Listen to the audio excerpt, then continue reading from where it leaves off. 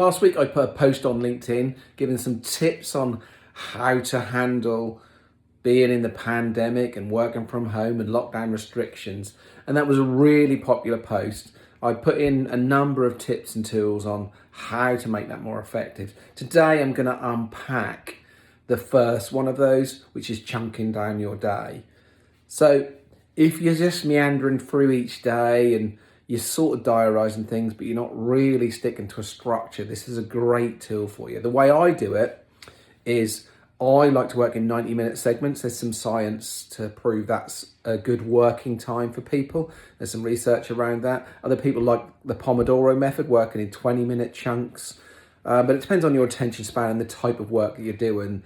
And you can have a play with that. So I'd recommend that you find the right frequency for you. How long before you start to get bored, before you start to lose concentration on what you're doing, before you start to get fatigued, and then chunk that down. And I actually just use the alarms in my mobile phone. So I've got an iPhone, but pretty sure most mobile phone alarm systems are the same. And I've actually got an alarm set for every 15 minutes of the day because I break it down. I set an alarm for a 90-minute segment and then a 15-minute break, then a 90-minute segment, then I take my lunch break, then a 90-minute segment, then a 15-minute break, etc.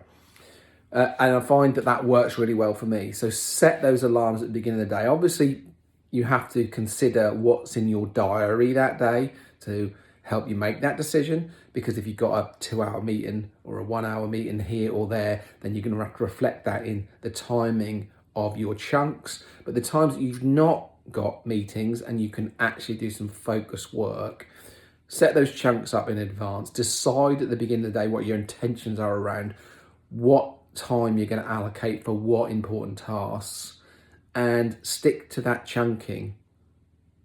Okay, I'll post another video about the next tip tomorrow. Have a great day.